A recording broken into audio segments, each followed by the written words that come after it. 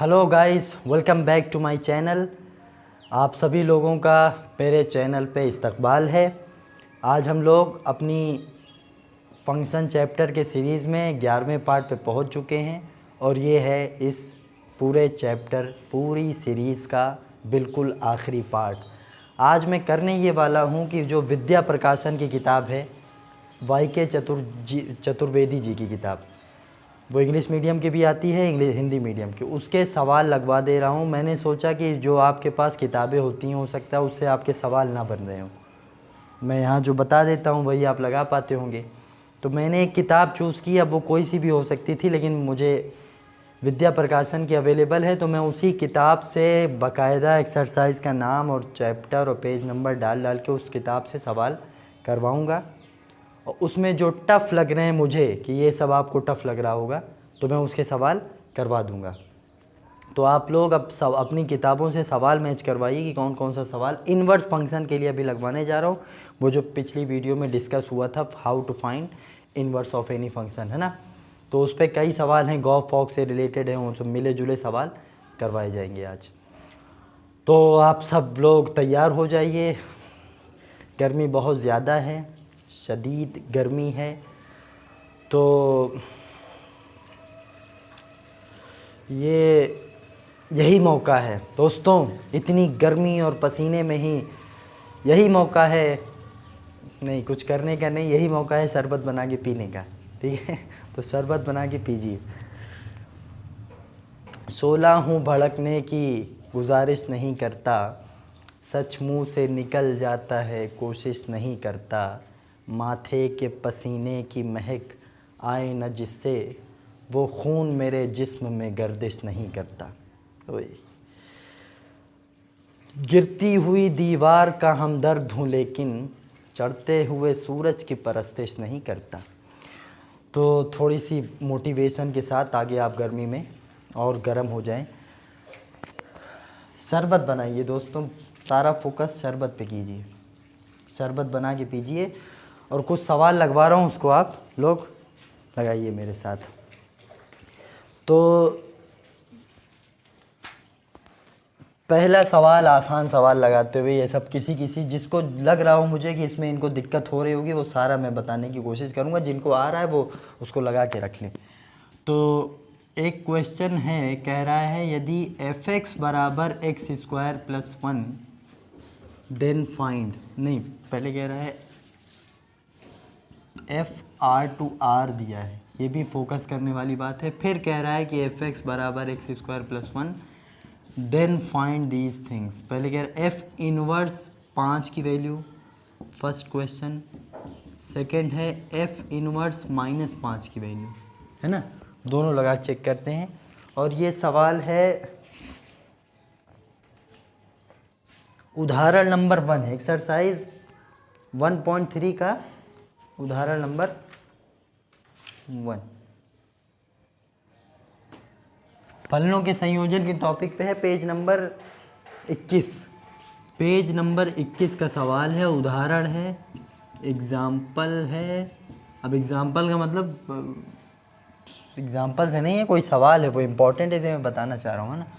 ये नहीं कि एग्जाम्पल क्यों बता रहे हैं, एग्जाम्पल लिखा होता उससे थोड़ा ना आपको आ जाएगा, वो तो फिर तब तो सबको आ जाता। और पेज नंबर है 21 पेज नंबर का ये एक सवाल दिया हुआ है। कह रहा है यदि f(r)(r) f(x) बराबर x² + 1, ठीक, तो कह रहा है कि f इनवर्स 5 ज्ञात कीजिए और f इनवर्स -5 दोनों। तो आप कहिए, अब ये पिछले सवाल से थोड़ा सा इसको जोड़िए कि हम लोग पढ़ क्या चुके हैं। हम लोग ये पढ़े हैं कि अगर f(x) दे तो f5 पूछता था, तो x की जगह उठा के 5 रख देते थे और आंसर आ जाता था। लेकिन आज f(x) दे के f5 नहीं पूछ रहा है, बल्कि वो कह रहा है f इनवर्स 5 बताइए। तो f इनवर्स 5 के लिए ये होगा कि इसका मतलब f इनवर्स x है। भाई f इनवर्स 5 कैसे निकलेगा, जब f इनवर्स x पता होगा, fx दिया है ना, तो f इनवर्स x तो पता ही हो पाएगा। तो अगर f इनवर्स x देने के बाद f इनवर्स x की जगह 5 रख देंगे तो आ जाएगा। इसका मतलब इंपॉर्टेंट ये है कि अगर fx दिया है और f इनवर्स में बात कर रहा है, तो पहले हम लोग f इनवर्स निकाल के रख लें ताकि वो भी रिवाइज हो जाए। अब याद दिलाइए, सबसे पहले ये सोचा करिए कि f अगर r2r है तो एफ इनवर्स पलट के होगा, तो पलट के होगा तो आर ही आर बनेगा, और क्या है ना, पलट भी देंगे तो आर टू आर ही बनेगा ना, इसलिए दोनों आर ही आर है। और फिर एफ इनवर्स निकालेंगे कैसे, तो ये एफ एक्स है ना, तो मैंने कहा था कि एफ एक्स की जगह लिखेंगे वाई, ठीक। अब एफ एक्स की जगह वाई लिखने के बाद एक्स की वैल्यू वाई के फॉर्म में निकालेंगे, एक्स की वैल्यू, तो वाई को इधर ले आए, फिर सीधा करके लिख लें, फिर एक्स जो आएगा वो plus minus under root 1 minus Y आएगा, प्लस माइनस दोनों गौर करना है, हाँ, और चेक करना है कि प्लस माइनस दोनों पॉसिबल है कि नहीं। तो यहाँ टू आर है ना, अगर all real number two all real number है तो हर चीज़ डिफाइन है, ले सकते हैं ना। अच्छा, फिर क्या करते थे, फिर करते थे कि ये जो यही है, यही एफ इनवर्स एक्स है, बस इसी को वाई के फॉर्म में लिख के इसी को बोल देते थे ये एफ इनवर्स एक्स है, मगर वाई की जगह क्या लिख देते थे, एक्स वाई चेंज करते थे, और इसी वाई को एफ इनवर्स एक्स, और वहाँ एक्स आ गया। कुल मिला कि यही जो फॉर्म आ जाए वो एफ इनवर्स होता है, मगर वाई का फॉर्म है तो आप जब मन चाहे एक्स का फॉर्म लगा सकते हो, उसमें एक्स रख दीजिए। तो आपके हाथों में एफ इनवर्स एक्स आ चुका है। आप वो एफ इनवर्स एक्स नहीं बल्कि एफ इनवर्स 5 पूछ रहा है, तो ये तो आपको पता है ना कि बस एक्स की जगह क्या उठा देंगे, 5 उठा के रख लेंगे। तो अतः एफ इनवर्स जो 5 आएगा वो वहाँ 5 रखने पे आएगा, तो 5 प्लस माइनस 5 माइनस 1, तो plus minus root 4 plus minus 2, तो ये दोनों वैल्यूज़ पॉसिबल हैं एफ इनवर्स 5 की, है ना, ठीक है। तो ये कर सकते हैं आप, इसको इस तरह सवाल लगाया जाएगा। तो अब अगर एफ इनवर्स -5 पूछ रहा हो, सेकंड सवाल ये है कि एफ इनवर्स -5, तो आप कहेंगे बस यहाँ -5 रख देंगे, और -5 रखते ही आंसर जो आएगा वो आएगा बहुत नॉन रियल। ये देखिए रूट में -6 वगैरह आ जाए ना, तो आगे तो प्लस माइनस ठीक है, लेकिन रूट के अंदर भी एक माइनस लगा हुआ है, इसका मतलब ये वैल्यू नॉन रियल होती है। और हमें पता है कि फंक्शन अगर रखेंगे रियल तो पाएंगे भी रियल, तो -5 अगर रखा गया है तो कोई रियल नुमाई आंसर एक्सेप्टेबल है, ये नॉन रियल है तो दिस इज़ नॉट एक्सेप्टेबल, है ना, नॉन रियल है। तो यहाँ से लिख देंगे अपरिभाषित, एफ इनवर्स -5 बराबर अपरिभाषित, उसको बोलते हैं फाई, बस एफ इनवर्स -5 की वैल्यू कुछ नहीं आनी है, मतलब 5 माइनस फाई आनी है ना, ऐसे लिख दिया जाता है। तो ये सवाल लग गया होगा आपको। ऐसे ही 1-2 सवाल और मैं करवा रहा हूँ, तो आप लोग वीडियो पॉज करके अपनी किताब से मिलाते जाइए सवाल, और लगता जाएगा, ठीक।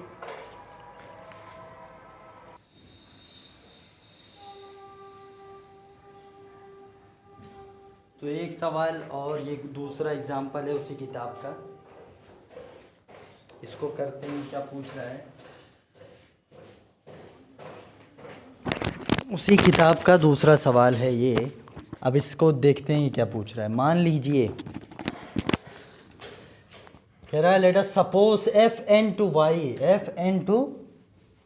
इसका मतलब क्या है कि एन तो नेचुरल नंबर है, एन तो नेचुरल नंबर है, मगर ये वाई पता नहीं क्या है, तो वाई पक्का कुछ ना कुछ बताएगा, बगैर बताए उसने देना नहीं है, हमने करना नहीं है ना। फिर कह रहा है n2, क्योंकि 2 चीज़ें देता है, सेट दे दिया नेचुरल नंबर टू वाई, अब वाई पता नहीं क्या है। फिर कह रहा है और एफ एक्स क्या होता है, वो व्यंजक, तो वो एफ एक्स बराबर ये एक फलन इस तरह है यदि, मान लीजिए, तो कह रहा है जहाँ वाई ये दे दिया, ये जो वाई लिखा है ना वो कौन सा सेट है पता है, वो है छोटा वाई। वाई कौन सा सेट है, छोटा वाई। कहो छोटा वाई, ऐसे ही बोलते हैं ना, वाई अगर पता करना हो तो यही जो बगल लिखा है यही वाई है, और अगर y पता करना है तो वो भी कह दिया बिलोंग्स टू नेचुरल नंबर, मतलब ये जो छोटा y है वो भी नेचुरली है, वो भी नेचुरली है, मगर y उतना ही जब x 4x + 3 हो, मतलब जब y = 4x + 3 हो, मतलब यहाँ से x जो छापेंगे तो वो जो मिलता जाएगा वो y है ना, और उसी में जो नेचुरल हो वही लेंगे, और वो सारे y मिलके कैपिटल Y बना लेते हैं, इसका मतलब ये। और तो कह रहा है प्रूव दैट एफ व्युत्क्रमणीय या इन्वर्टेबल, मतलब जो फंक्शन का व्युत्क्रम प्रतिलोम इन्वर्स निकाला जा सकता है उसको बोलते हैं व्युत्क्रमणीय। तो पूछ रहा है क्या ये व्युत्क्रमणीय है, इसका इन्वर्स फाइंड किया जा सकता है, is this a invertible function.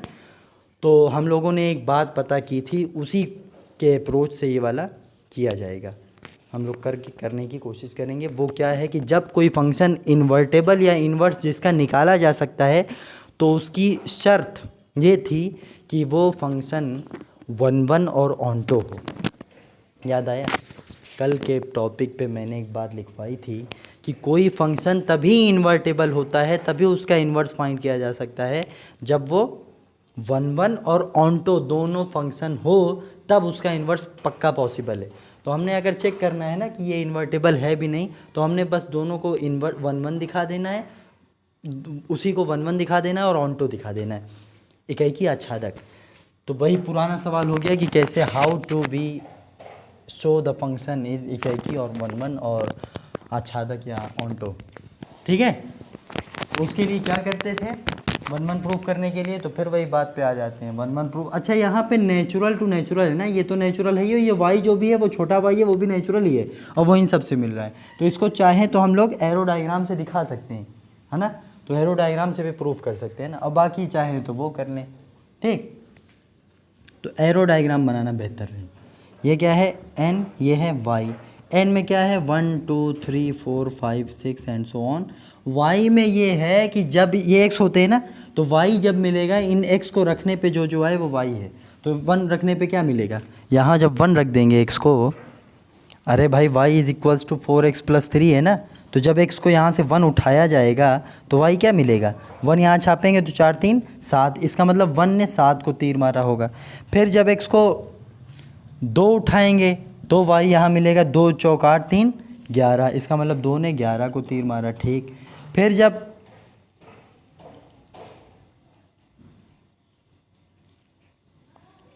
x को 3 रखेंगे तो y मिलेगा 4 3 12 3 15, 15 मिल जाएगा। तो ऐसे ही मिलते जा रहे हैं। अब हमें ये पता करना है कि क्या कभी ऐसा होगा कि यहाँ का कोई एलिमेंट छूट जाएगा, तो कभी नहीं होगा। For all elements of natural number there is 1 image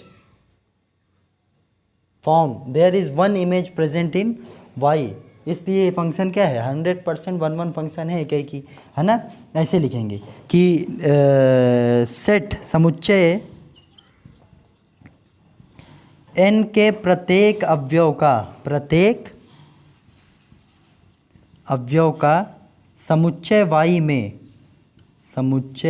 में केवल एक इमेज है, केवल एक प्रतिबिंब प्राप्त होता है। अतः ये क्या है, अतः ये 1 या इकाई की फंक्शन है। बस इन सब इमेज का n के प्रत्येक एलिमेंट का केवल एक ही प्रतिबिंब प्राप्त होता है, तो इसका मतलब ये क्या है 1 फंक्शन है। अब ऑन्टो भी प्रूफ कर दीजिए। तो अब ये देखिए यहाँ कोई छूटेगा भाई, जिस तरह का वो दिया है कि वो सारे y, एक तो फंक्शन भी वही है, फंक्शन क्या कह रहा है कि 1 को टिक मारेंगे, तो फंक्शन भी यही कह रहा है कि वो 7 को टिक मारेगा, और यहाँ से y की वैल्यूज़ भी वही सब है। देखिए ये जो हमने निकाल रहे थे ना यहाँ रख के, ये हम y की वैल्यूज़ निकाल रहे हैं। जब मैं यहाँ x को रख रहा हूँ ना, तो मैं फंक्शन की वैल्यू नहीं रख रहा हूँ, मैंने y की वैल्यू निकाली। देखिए x को 1 रख के मैंने y की वैल्यू 7 निकाली, 11 निकाली। तीर अभी मान लीजिए नहीं लगा रहे हैं, अभी y की वैल्यू लगा रहे हैं। हाँ, अभी मान लीजिए तीर नहीं लगा, तो फिर y की वैल्यू अगर 4 रखेंगे तो 4 चौक 16 3 1 नहीं आएगा। ठीक है, जब 5 रखेंगे 5 चौक 20 3 23, तो ये सब y की वैल्यूज़ है। लेकिन जब तीर लगाने पे भी आएंगे ना कि भैया 1 ने किसको मारा, तो वो यहाँ छापेंगे F1 में। F1 किसको मारते पता लगते ना, तो इत्तेफाकन F1 भी वही है कि 1 रखेंगे तो भी 7 ही आएगा। इसका मतलब जो y से आ रहा है तीर भी उन्हीं को लगेगी। अब एक बात बताइए, ये जितने भी y आ रहे हैं उन सबको हमें पता है y भी वही आ रहा है और फंक्शन से वैल्यू भी उसी को तीर मारने के लिए आ रहा है। इसका मतलब यहाँ कोई छूटेगा, कुछ नहीं छूटेगा। जो y आ रहा है उसी तरह का फंक्शन की वैल्यू आ रही है, इसका मतलब y को सबको तीर मारता जाएगा ना। तो फिर इसको देख के क्या लीजिए, कहिए कि ये जो y के एलिमेंट्स हैं, y सेट y के, सेट समुच्चय y के प्रत्येक अवयव, समुच्चय y के प्रत्येक अवयव का समुच्चय n में पूर्व प्रतिबिंब प्राप्त होता है, पूर्व प्रतिबिंब प्राप्त होता है। अतः ये ऑन्टो भी है, बस आच्छादक है, ऑन्टो है। ठीक हो गया। भाई कह रहा है कि ये फंक्शन दिखाइए इन्वर्टेबल है, इन्वर्स फंक्शन है। हमें पता है कि ये तभी होता है जब कोई फंक्शन 1 1 ऑन्टो दोनों हो। तो जब कोई नेचुरल टू नेचुरल काम करे तो हम लोग सीखेंगे उसको एरो डायग्राम से पता कर लेते हैं ना। तो एरो डायग्राम से पता कर लीजिए कि कौन, अगर सारे 1 1 जुड़ रहे हैं तो इसका मतलब फंक्शन 1 1 है, और अगर कोई छूटा नहीं है यहाँ तो ऑन्टो होता था। ये ऑन्टो में 1 1 में पढ़ चुके हैं। तो हमें पता है कि कभी डबल नहीं लगेगा, हमेशा एक आदमी एक को तीर मारता चलाएगा। और दूसरी बात, यहाँ कोई छूटेगा नहीं, यहाँ कोई छूटेगा नहीं, क्योंकि दिख रहा होगा कि जो वैल्यू y से मिल रही है, जहाँ यहाँ जो y हैं उन्हीं को तीर मारने को अपना fx तैयार है। इसका मतलब सबको तीर लग जानी है, ठीक है। तो ये अच्छा, ये फंक्शन, इसका मतलब आप अगली लाइन में क्या लिख देंगे, अतः ये फंक्शन व्युत्क्रमणीय है। प्रूफ हो गया बस, अतः ये फंक्शन व्युत्क्रमणीय है। अब क्या कह रहा था ना, हल्का सा सवाल ये भी है कि वो व्युत्क्रम फंक्शन ज्ञात भी करो। अगर फंक्शन इन्वर्टिबल है तो वो इन्वर्स फंक्शन ज्ञात भी करना है। तो वो तो सिंपल से जानते ही हैं उसको, वो वाली अप्रोच की कैसे फाइंड करते हैं। तो फंक्शन का इन्वर्स निकालने का तरीका तो वही होगा ना कि भैया अगर fx हाथ में आ गया है 4x + 3, तो यहाँ से वही काम करेंगे कि fx को y रख लेंगे और फिर fx + 3, और x की वैल्यू y के फॉर्म में जब निकालेंगे तो ये कुछ ये आ जाएगी। और हमने कहा था कि यही f इन्वर्स x होता है, लेकिन वो y के फंक्शन में है तो हम लोग उसको x के रूप में लिख लेंगे। तो बस ये है आपका इन्वर्स, और ये तरीका है कि इसको इन्वर्स दिखाया गया, ठीक है। तो इसको वीडियो पॉज करके नोट कर लीजिए। एक बहुविकल्पीय सवाल ये है दोस्तों, वस्तु मल्टीपल चॉइस का विद्या प्रकाशन की क्वेश्चन नंबर 4 है ना। क्वेश्चन नंबर 4, इसके 4 ऑप्शन वाले सवाल हैं। कह रहा है if f r to r, if f r to r और fx बराबर tan x, मतलब r to r डिफाइन है मगर fx कितना है, tan x है। तो f इन्वर्स 1 का मान याद करना है। f इन्वर्स 1 का तो वही f इन्वर्स x निकला है, उसके बाद 1 की वैल्यू आ जाती है। देखिए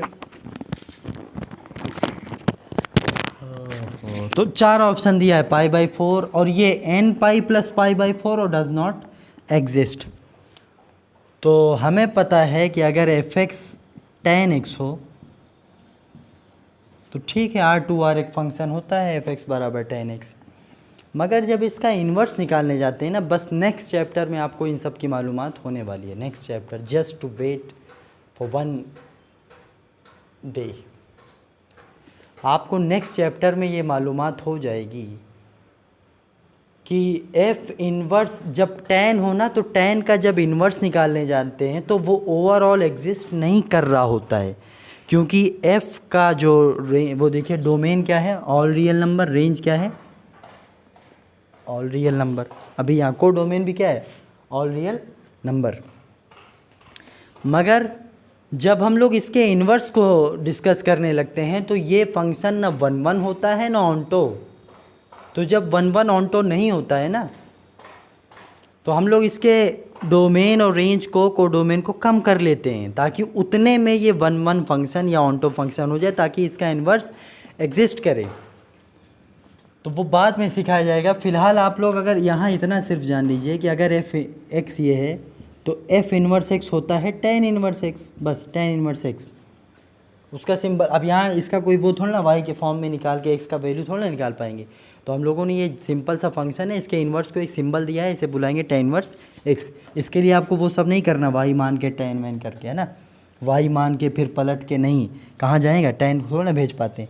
लेकिन हम लोगों ने कहा tan का x का एक सिंबल उसके इन्वर्स का ऊपर क्या लगा देंगे, जैसे फंक्शन में लगाते हैं वैसे ही tan का कोई ख़ास आंसर तो आ नहीं पाएगा, तो बस tan इन्वर्स x बोलेंगे, है ना।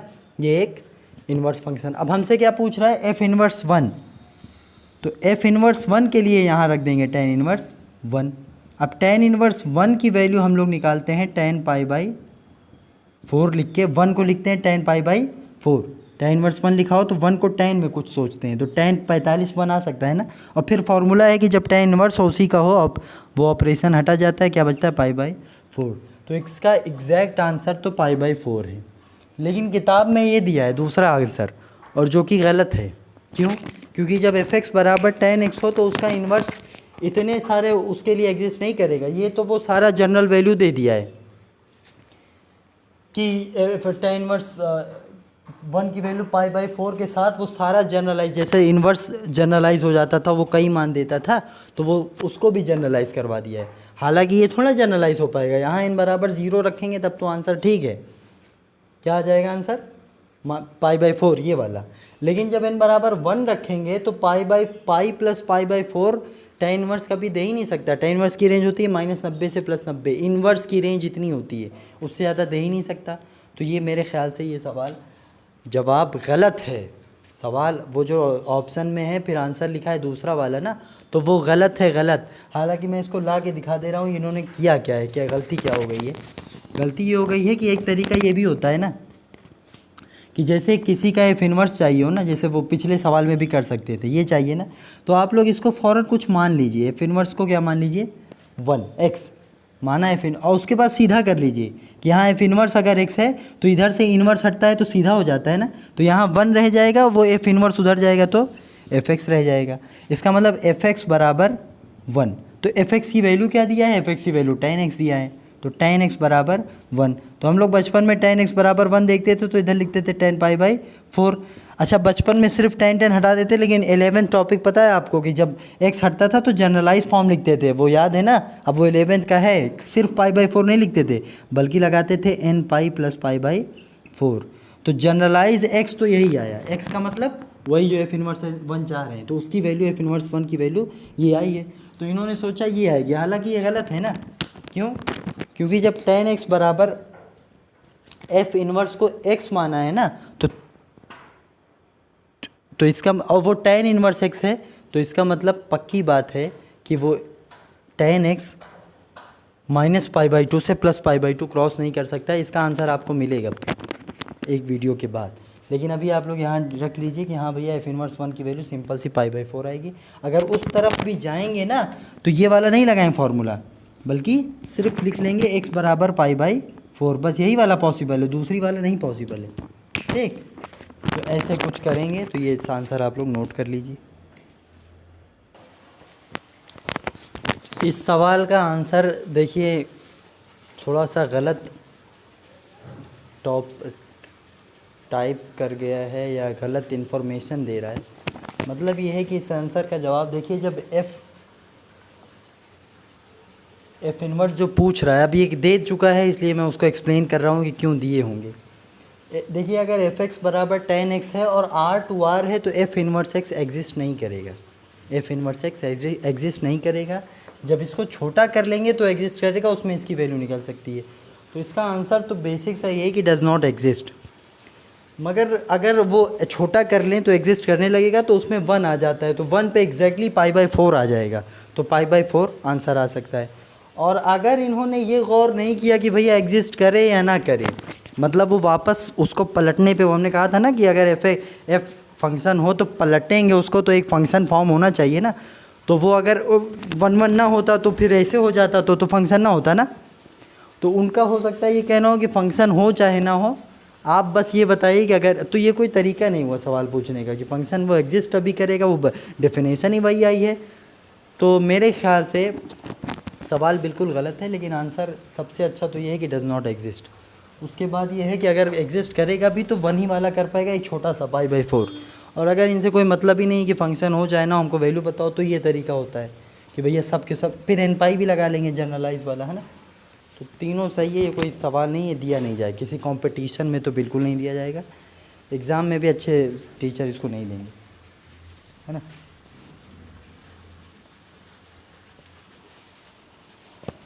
हाँ, तो अब हम लोग 1-2 सवाल और करते हैं, ठीक है। तो थोड़ी सी गर्मी बहुत ज़्यादा हो रही है, इसलिए सूखा सूखा लग रहा है सब कुछ। तो आप लोग सिर्फ सवाल नोट करके लगाते जाइए, मैं देता जा रहा हूँ।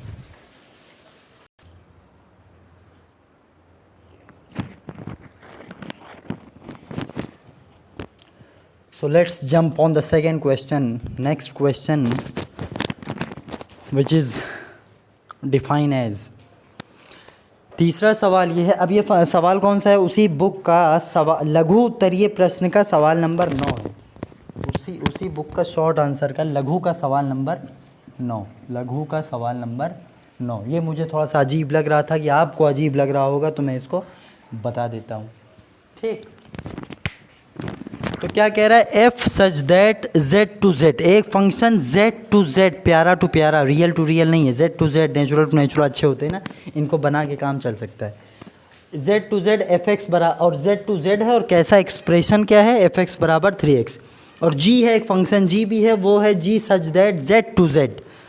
और एक्सप्रेशन क्या है, एक्सप्रेशन इसका अजीब सा है, कह रहा है जी एक्स ना कभी तो x/3 है, कब, जब ये x 3 का गुणज हो, 3 का मल्टीपल, गुणज मतलब मल्टीपल, कह रहा है जी एक्स को x/3 नोट कीजिएगा, जब ये x जो भी x हो वो 3 का मल्टीपल में आ जाए तो ये लीजिएगा, वगरना जी एक्स का मान 0 हो जाएगा जब x का कोई 3 का मल्टीपल ना हो। तो कह रहा है प्रूव कीजिए कि गॉफ बराबर आई जेड, गॉफ बराबर आई जेड और फॉग बराबर आई जेड नहीं, गॉफ आई जेड आने का ये मतलब होता है। अब आई का मतलब इसीलिए मैंने बता दिया था कि ये अक्सर बीच वक्तन फ़वक्तन इससे बिल मुशाफा मुलाकात होती रहेगी, है ना। मतलब ये है आई का मतलब आइडेंटिटी फंक्शन। आई का क्या मतलब होता था, आइडेंटिटी फंक्शन, मतलब कि जिसमें जो चीज़ पुट करें तो वही वैल्यू दे दे, एफ एक्स बराबर एक्स ही मिल जाए, F2 बराबर 2 ही मिल जाए, F4 बराबर 4 ही मिल जाए। Do you get my point कि आइडेंटिटी फंक्शन क्या होता था। ठीक, हाँ, तो इसको प्रूफ करना है। तो भाई अगर इसको आइडेंटिटी फंक्शन प्रूफ करना है तो ये कोई लाएंगे नहीं, बल्कि हम लोग इसमें ना हर एक वैल्यू देख देख के रख रख के चेक करेंगे कि क्या गॉफ में 1 छापने पे 1 ही मिल जाता है, क्या गॉफ में 2 छापने से 2 ही मिल जाता है, क्या गॉफ में 3 छापने से 3 मिल जाएगा, क्या गॉफ में x छापने से x ही मिल जाएगा। तो यहाँ x छापने वाला नहीं करेंगे, क्यों, क्योंकि जब n टू n हो ना तो उससे गुरेज करते हैं, उससे थोड़ा सा इवेट करते हैं कि x छापने से, बल्कि पर्टिकुलर वैल्यूज़ रख रख के चेक करते हैं, ये तरीक़ा होता है ना। तो मैं जा रहा हूँ कि बाकायदा रख रख के चेक करना है। तो पहले तो मैं गॉफ चेक करना है ना, अगर गॉफ पहले, वो फॉग बाद में बताएंगे, ये प्रूफ करना है हमें। तो गॉफ को आई जेड दिखाना है तो पहले f पीछे है तो हम लोग f आगे बनाएंगे। तो ठीक हो गया, f आगे g पीछे, f भी z टू z ही है, z to z, and g भी z टू z ही है, इसका मतलब तीनों z z z है ना। और यहाँ 2-4 वैल्यू छाप लीजिए, 1 2 3 4 and so on, -1 -2 -3 and so on, फिर वही 0 1 2 3 4 and so on, -1 -2 -3 and so on, 0 1 2 3 4 so on, -1 -2 -3। ठीक है, ये फंक्शन बना, इसका नाम है f, इसका नाम है g। आप कह रहा गॉफ को का आंसर बताइए और वो एक आइडेंटिटी फंक्शन हो, मतलब आई तत्समक काव्यू निकले, है ना, तत्समक आव्यू नहीं, तत्समक फलन निकले। तो वो क्या करें, तो यही करें कि गॉफ में जो भी पटकेंगे आंसर वही आना चाहिए ना। तो क्या उठाएंगे हम लोग उठाएंगे गॉफ से, मान लीजिए उठाना है हमें 0, पहला 0 चेक करते हैं, गॉफ से 0, तो आंसर अगर 0 मिला तो आ जाएगा, ये आइडेंटिटी है। और 2-4 लोगों के लिए और चेक कर लेंगे। तो गॉफ से जब 0 उठाएंगे तो तरीका क्या सीखे थे कि ये ऐसे होता है, f ऑफ 0, गॉफ 0 मतलब g बाहर, f0 पहले। अब f0 की वैल्यू fx से मिलेगी, तो fx में जब 0 छापेंगे तो क्या मिल जाएगा, 0 ही मिल जाएगा। और फिर g0 gx से मिलेगी भाई, g0। अब आप पूछेंगे यार gx तो 2 जगह है, एक तो खुद 0 है, एक x/3 है, तो रखें कहाँ। तो उसने कहा था कि जब x 3 का मल्टीपल हो तो वहाँ छापिए, और जब 3 का मल्टीपल ना हो तो नीचे वाला आंसर है। तो 0 क्या है, 3 का मल्टीपल है कि नहीं, 0 3 का मल्टीपल क्या है कि नहीं। देखो 3 का मल्टीपल होता है 3 के पहाड़े में जो है, या मतलब जिसको 3 इंटू समथिंग में लिखा जाए, तो 0 को भी तो 3 इंटू समथिंग में तो लिख सकते हैं ना। 0 is equals to 0 into 3, 0 is equals to 0 into 3। तो इसका मतलब 0 भी मल्टीपल है, तो हम लोग क्या कर लेंगे, लेकिन छापेंगे जब यहाँ ना g0 का मतलब यहाँ 0 छापना होगा, तो ओवरऑल ये भी तो 0 ही दे देगा ना। इसका मतलब आंसर क्या मिला, 0 छापने पे 0 मिला, 0 छापने पे 0, ये इसने 0 दिया, देखो f ने 0 दिया, फिर 0 ने 0 दिया, इसका मतलब 0 टू 0 मिल रहा। अब आप कोई और भी चेक करेंगे ना तो वही आएगा। अब आपको मन कर रहा होगा गॉफ ऑफ 1 चेक करूँगा, 1, तो ठीक है गॉफ ऑफ 1 चेक करते हैं, तो g ऑफ f1 आएगा। अब जी एफ वन की वैल्यू क्या है, F one one one one one one, यहाँ एफ वन रखेंगे तो क्या मिलेगा, 3। इसका मतलब एफ वन 3 मिला, मतलब 1 ने 3 को टक्कर मारी। लेकिन जब जी थ्री वैल्यू मिली, जी थ्री, तो जी को 3 रखना है तो 3 का मल्टीपल है ही है ना, 3 की टेबल में 3 तो आ ही जाए, तो 3 यहाँ रखेंगे। तो जब 3 यहाँ रखेंगे तो 3 3 निपटा के क्या देगा आंसर, 1। तो जी थ्री 1 आ गया। इसका मतलब 1 छापने पे, ओवरऑल करने पे भी 1 ही आया, मतलब ये वाला 3 भी क्या दे दिया, 1। तो 1 to 1। फिर 2 पे चेक कर लीजिए, गॉफ 2। तो गॉफ 2 जब रखेंगे तो ये होगा जी ऑफ F2। अब जी ऑफ F2 तो जी बाहर रहेगा, F2 की वैल्यू हमें पता है 6 मिलेगी। F2 यहाँ 2 रखेंगे तो G6। अब G6 3 का मल्टीपल है तो फिर यहीं रखना है। तो जब 6 लेकिन रखेंगे तो 3 दूना 6, इसका मतलब काट के क्या दे दिया, 2। तो इसका मतलब आपकी आँखें, आपका मन, आपका दिमाग इस चीज़ को स्कैन कर रहा होगा कि वाक़ईतन ये जो गॉफ फंक्शन है ये एक आइडेंटिटी फंक्शन है, क्योंकि इसमें जो भी एलिमेंट छाप रहे हैं वही मिल जा रहा है।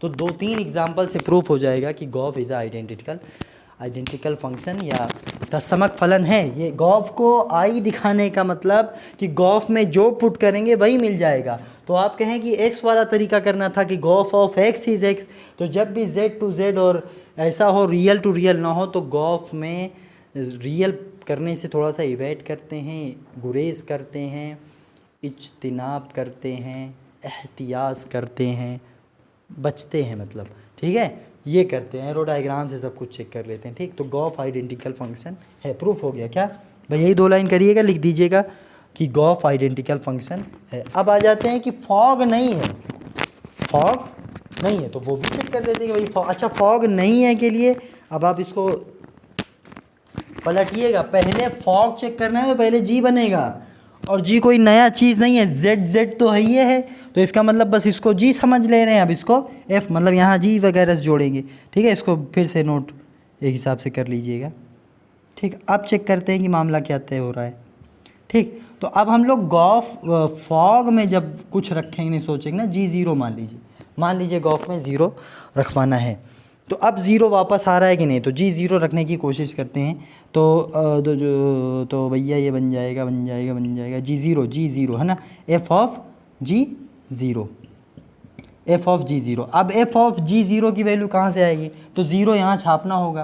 तो 0 छापने के लिए यहाँ छापें कि यहाँ, तो 3 का गुणज है 0, तो यहाँ छाप देंगे तो आंसर तो ओवरऑल 0 आएगा। और F0 जब यहाँ छापेंगे तो फिर भी 0। तो आप तो कहेंगे भाई ये क्या, ये तो आइडेंटिकल। तो मैं कह रहा हूँ 1 पे नहीं चेक करना होता है, 1 2 3 पे चेक करके देख लिया जाता है ना ओवरऑल, तो एक जगह और चेक करेंगे। तो गॉफ फॉग ऑफ एक दफ़ा 1 भी चेक कर लीजिए। अब आप कहेंगे कि इसकी वैल्यू जी ऑफ 1 होगी। जी ऑफ 1 3 का मल्टीपल, 1 3 का मल्टीपल नहीं है। जी ऑफ 1 में यहाँ रखें यहाँ, तो 1 तो 3 का मल्टीपल नहीं है ना, तो जब 3 का मल्टीपल ना हो तो 0 आएगा आंसर। तो G1 की वैल्यू 0। अब